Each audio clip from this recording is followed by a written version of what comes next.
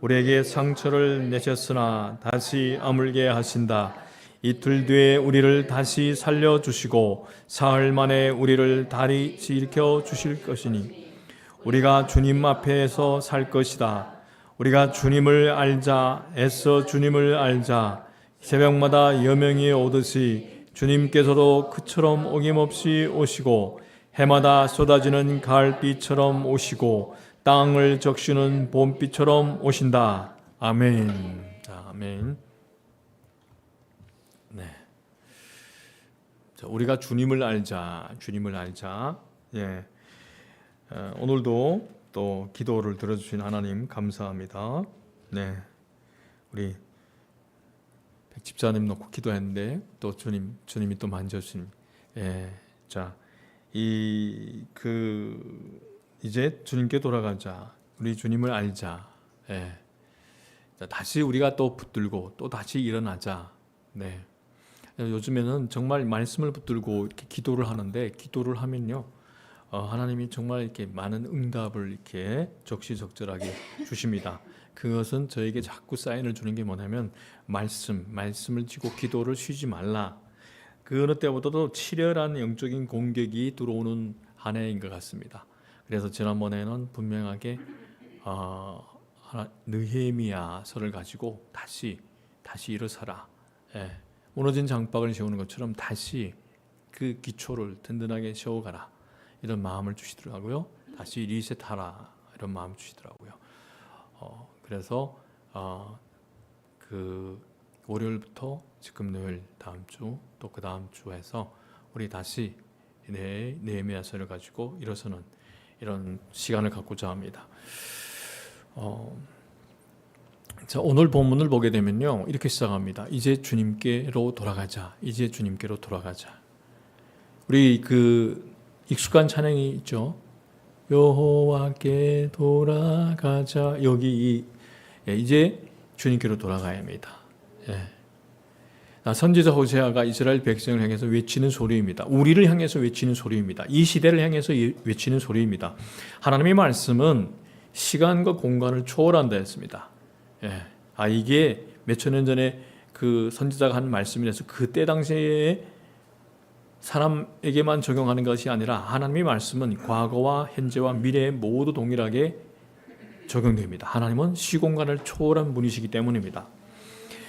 자, 선지자 호세아가 이스라엘 백성을 향해서 외칩니다. 이제 주님께로 돌아가자. 이제 우리가 주님께로 돌아가자. 자, 이것은 무엇을 말합니까? 이스라엘 백성이 주님에 대한 믿음에서 벗어나 있었다는 겁니다. 잘못된 길로 가고 있었다는 겁니다. 이스라엘은 어떻게 주님을 떠나 있었습니까? 세상의 재미에 빠져 있었어요. 하나님을 알아가는 자리에서 떠나 있었습니다. 호세아의 시대는 여로보암이 북왕국이 왕이 될 때부터 북왕국이 패망할 때까지입니다. 기원전 8세기 후반입니다. 호세아 당시 이스라엘 사회는 이스라엘이 이웃인 아람과 친선관계를 유지하자는 사람들과 거리상으로 멀긴 하지만 어차피 패권은 그 당시에 패권은 아수르가 쥐게 될 것이니 아수르와 화친관계를 맺어야 한다고 주장하는 사람들로 갈등을 빚고 있었습니다. 그런 대립과 갈등으로 정치 사회적으로 무척 소란했습니다. 오늘날 우리가 보게 되면 우리나라도 그렇잖아요. 예, 친미, 친중, 가자. 너무 미국 쪽에 붙지 말자. 또 한쪽이 또 진보 쪽이 또 친중 쪽으로 했기 때문에 너무 또 중국 쪽으로 가면 안 돼. 친미로 이런 갈등 속에 그런 대립과 갈등으로 정치 사회적으로부터 무척 소란했다 이겁니다. 여로보암은 왕좌에 오른 뒤 아람 왕국과 유지하던 불안한 동맹 관계를 청산하고 아수르와 동맹 관계를 체결하면서 나라를 강하고 부유한 나라로 다듬었습니다. 자, 근데 문제는 여로보암 다음부터입니다. 여로보암의 아들 스가랴가 암살당하고 살룸이 집권합니다. 이 살룸은 친아람 노선을 펼치다가 무나헴에게 암살당합니다. 무나헴은 다시 아수르 편에 섰지만 그의 아들 베가히야가 베가에게 또 암살당하면서 정권이 또 뒤집어집니다. 배관은 아수르를 배반하고 아람과 손을 잡습니다. 그러자 아수르 군대가 쳐들어와서 이스라엘 정권을 제압합니다. 호세아가 왕이 되면서 다시 아수르에게 반기를 듭니다. 그 결과 이스라엘 수도 사마리아가 점령당하면서 북이스라엘은 완전히 멸망합니다. 나라가 망해버립니다. 자, 호세아서는 이스라엘이 왜 이렇게 소란스럽게 되었는지에 대한 해답입니다. 왜 나라의 반란이 끊이지 않으며 외세의 침공이 연달아 일어나는지를 묻고 답합니다. 호세아는 나라가 엉망했던 이유를 그 나라 백성들이 신앙의 자리를 지키지 않았던 데서 찾았습니다. 하나님을 잊어버리고 너도 나도 가나안 종교에 빠져 있었다는 겁니다.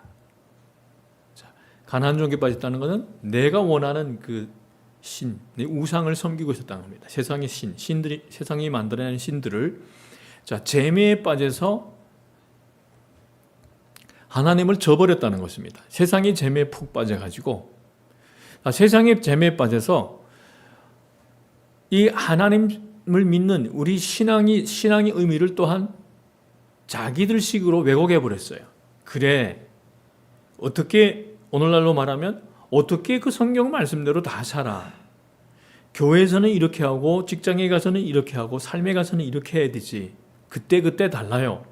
자기들 식으로 신앙을 요리해 버렸어요. 한마디로 호세아의 눈에 비친 이스라엘 백성은 세상 재미에 푹 빠져서 사는 사람들 그 자체였습니다. 그래서 그는 간절히 외칩니다. 이제 주님께로 돌아가자.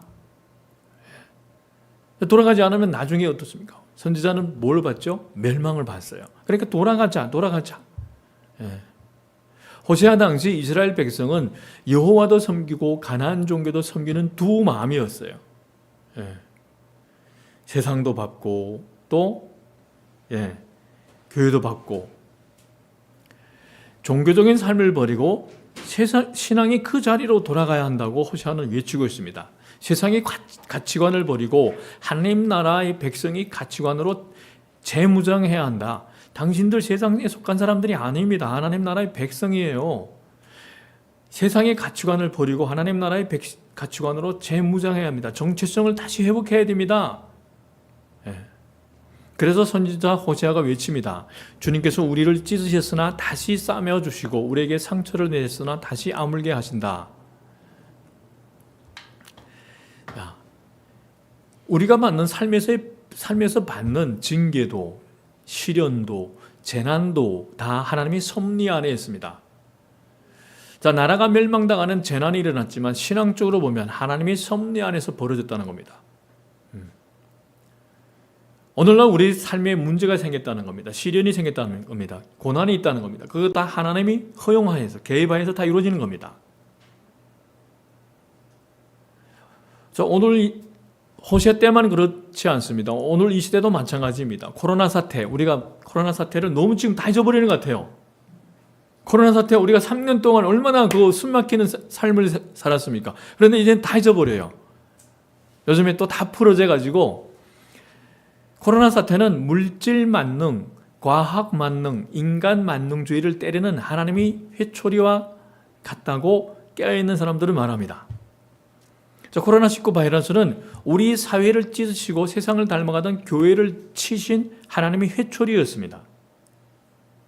코로나 사태 전까지 인간 사회는 과학기술이라는 이름으로 창조주 하나님이 정하신 자연의 이치를 무시해도 된다는 착각을 주기도 했습니다. 야, 이제는 디지털 사회야, AI야, 모든 게 다 마치 하나님의 창조의 이야기를 이야기하면 우습게 생각했어요.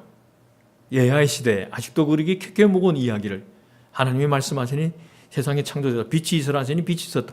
야, 아직도 그런 이치에 맞지 않은 이야기를, 이런 이야기를. 자, 인간이 하나님이 정하신 질서를 무너뜨리면 짐승들 몸에 있어야 할 바이러스가 사람들 몸속으로 들어왔어요. 코로나 바이러스의 그 근원을 찾아가 보면 이 짐승의 바이러스가 사람의 몸에 들어온 거예요. 도시화가 가속화되면서 하나님의 창조하신 세계가 인간이 탐욕에 의하여 파괴되고 망가짐으로 인하여 짐승들이 있어야 할 자리가 사라져버렸고 인간이 성적 타락이 극치로 동성애가 합법화되어야 한다. 그 소리치는 세상이 되어가고 있어요. 이러한 창조 질서의 파괴와 인간의 타락으로 말미암아 짐승들에게 있어야 할 바이러스가 사람 몸을 숙주로 삼아 여기저기 퍼뜨리고 다닙니다. 우리가 알고 있는 에이즈. 그 짐승이 그 바이러스예요. 그러면 사람이 짐승과 관계를 가지다 그 바이러스가 들어와서 그것이 전파된 것이 에이즈란 말입니다. 예. 인간이 그 타락이 극치.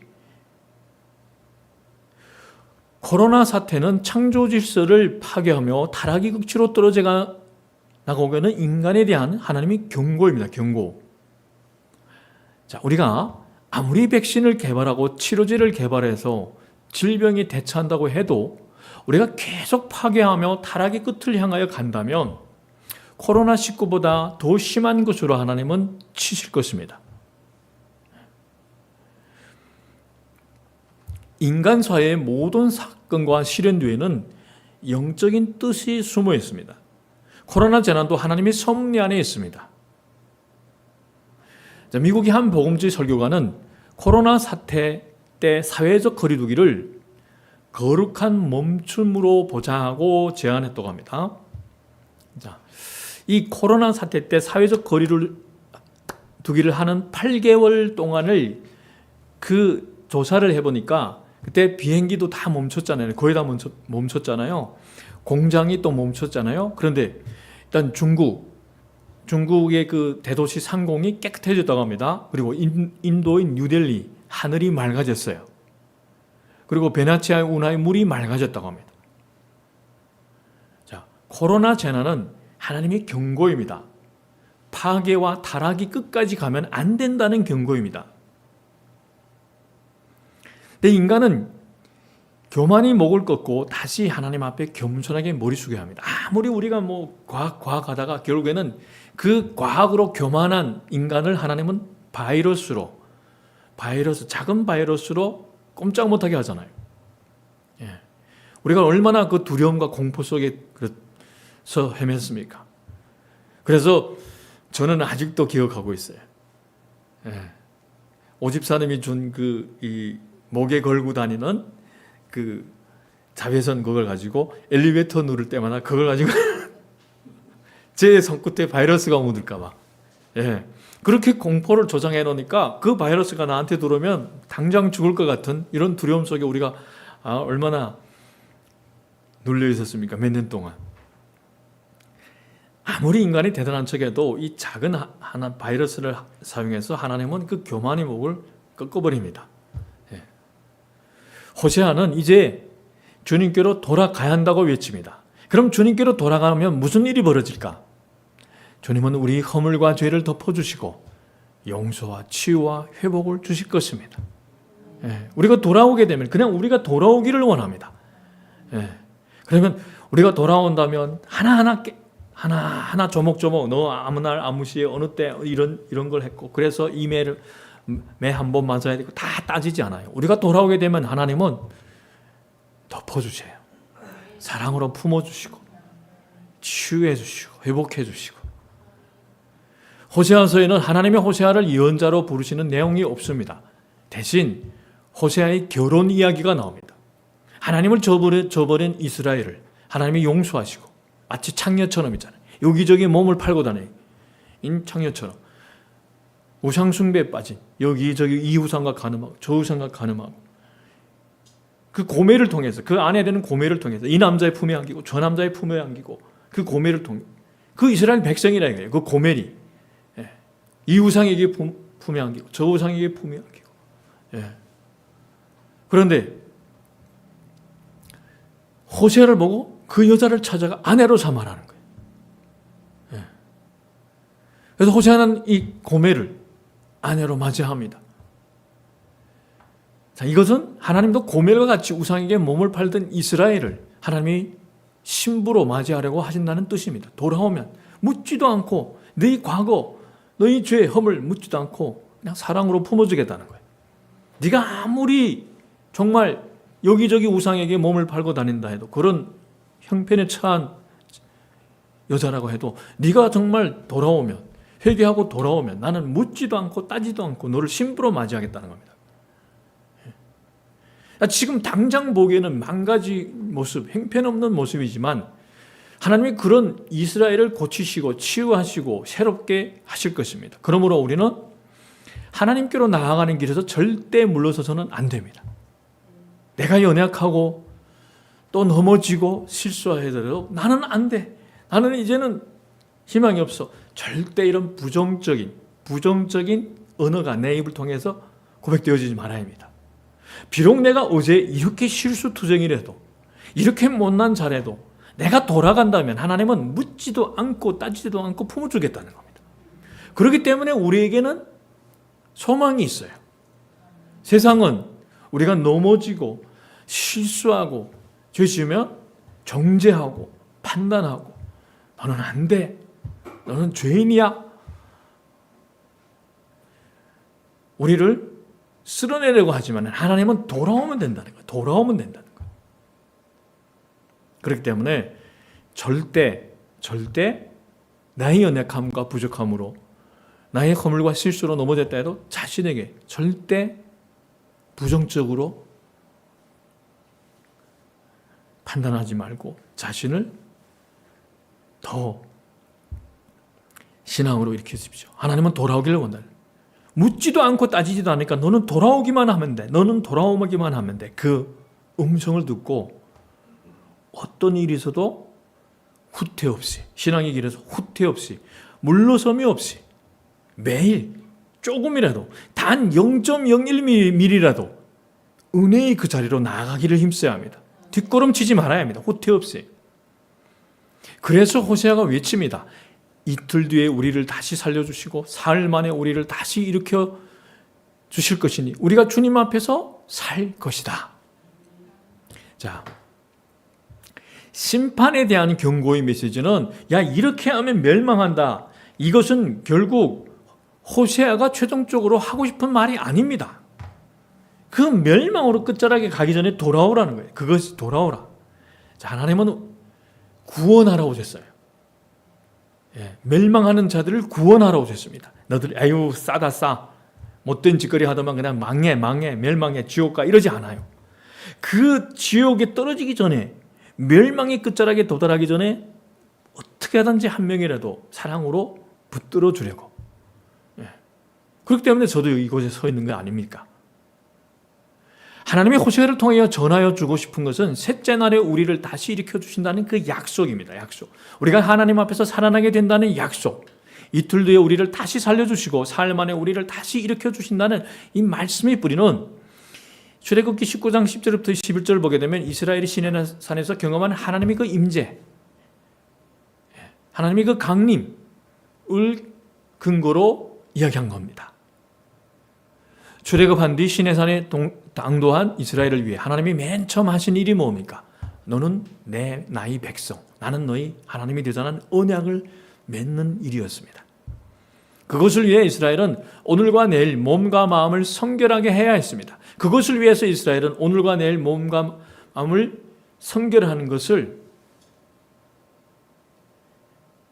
소홀히 하지 말아야 했습니다. 꼭 이것을 성결히 해야 했습니다. 하나님이 셋째 날에 온 이스라엘 백성이 보는 앞에서 시내산에 내려오셨습니다. 그 셋째 날의 감격을 호세아가 기억하며 말하고 있는 겁니다. 자, 우리에게는 셋째 날은 사망 권세 이기시고 부활하신 예수 그리스도가 그 셋째 날의 감동을 온 세상에 드러내셨습니다. 우리 죄를 감당해 주시고 셋째 날에 부활하심으로 우리에게 영원한 생명의 문을 열어주셨습니다. 나를 따라오는 자는 죽어도 살겠고 영원한 생명을 얻을 것이다. 셋째 날은 하나님이 백성 공동체의 좌표에 하나님이 구심점으로 자리 잡으시는 날입니다. 셋째 날에 부활하신 주님이 우리와 항상 함께해 주시니 우리는 모든 힘든 상황 속에서도 승리할 것입니다. 아멘. 붙드는 자는 꼭 승리하게 되어 있습니다. 그래서 놓지 말아야 합니다. 놓지 말아야 합니다. 그 손을 놓지 말아야 합니다. 절대 우리는 어떠한 문제와 상황에 흔들리지 말아야 됩니다. 우리가 해야 할 것은 오직 한 가지, 주 하나님만을 섬기는 신앙이 순수함을 회복하는 겁니다. 그것만 요구합니다. 그 사랑만. 하나님은 우리에게 뭘 요구합니까? 자신에 대한 그 하나님을 하나님답게 알고 사랑하는 것이 그 마음만, 그 믿음만 요구하는 겁니다. 다른 걸 뭘 요구할 게 있겠습니까? 하나님이 뭘 부족하겠습니까? 주님께 돌아가기 위해서 이렇게 해야 한다고 호세아는 외칩니다. 우리가 주님을 알자, 애써 주님을 알자. 새벽마다 예명이 오듯이 주님께서도 그처럼 어김없이 오시고 해마다 쏟아지는 가을비처럼 오시고 땅을 적시는 봄비처럼 오신다. 자, 이 알자, 야다. 이 알자라는 말은 머리로만 아는 것이 아닙니다. 우리가 이게 부부가 서로 아는 거예요. 한 몸이 돼서 아는 거예요. 자, 우리가 머리로만 알게 되면 서로 머리로만 알게 되면 그 관계는 인격과 인격이 부딪히는 관계가 아니에요. 부부간에도. 그러면 소통이 안 되겠죠. 한마디 하다가 에이 말하지 마. 자, 머리로 알고 가슴으로 느끼고 온몸으로 체험하는 것이 이게 야다예요. 야다. 부부가 그렇잖아요. 하나님은 자신이 백성과 우리들과 그렇게 아는 사이가 되기를 원합니다. 인격과 인격이 부딪힘으로써 서로 정말 머리로 알고 가슴으로 느끼고 온몸으로 체험하는 것. 하나님이 살아계셔. 하나님이 살아계셔. 하나님은 자신이 백성과 우리들과 그렇게 진한 사랑의 관계를 누리기 원합니다. 그냥 형식적이 아니라 하나님 안녕하십니까? 그래 잘 잤어? 그래 잘하고 있지? 이런 관계 아니에요. 형식적인 관계. 자, 이것을 에베소서 4장 13절은 이렇게 말씀합니다. 그래야 우리 모두가 하나님의 아들을 믿는 일과 아는 일에 하나가 되고, 자, 알아야 믿을 수 있어요. 믿어야 압니다. 이게 하나예요. 믿어야 알고 알아야 또 믿을 수 있습니다. 바르게. 그래야 온전한 사람이 됩니다. 그래서 그리스도의 장성한 분량까지, 충만한 경지까지 우리가 다다르게 됩니다. 처음에는 우리가 믿어야 알게 되잖아요. 예수. 그리고 알아야 더 견고하게 믿게 됩니다. 장성하게 됩니다. 자, 우리는 주님을 알아가야 합니다. 어떻게? 매일 알아가야 합니다. 머리로만 알지 말고 가슴으로 느끼고 온몸으로 체험하며 알아가야 합니다. 그 체험이 나를 붙들어 줘야 우리는 이 세상에서 하나님의 일꾼이 되어 하나님 나라를 세워 나갈 수 있습니다. 밤이 지나면 새벽 여명이 반드시 오듯이 주님께서는 그의 백성에게 오셔서 고치시고 안으시고 세워주실 것입니다. 주님은 고난과 재난의 회초리를 맞은 한국교회가 이제 주님께로 돌아가기를 원합니다. 한국교회 모든 성도들이 날마다 말씀의 믿음의 뿌리를 받고 우리 믿음이 창시자요 완성자 되시는 예수님을 알아가며 주님께로 온전하게 돌아가기를 원합니다. 그 역사가 이루어지기를 우리 매일 부르시며 기도합시다. 아멘. 나로부터 돌아갑시다. 아멘. 자, 우리 함께 기도합시다. 매일 말씀의 믿음의 뿌리를 받고 예수님을 알아가게 하소서. 매일 예수님과 동행하며 주님이 원하시는 그 자리로 돌아가게 하소서. 자, 우리 주여 한번 외치고 기도하겠습니다. 주여! 아버지 하나님 감사합니다. 오늘도 이 귀한 아버지 하나님 성도님들을 깨워주시고 이곳까지 인도해 주신 주님을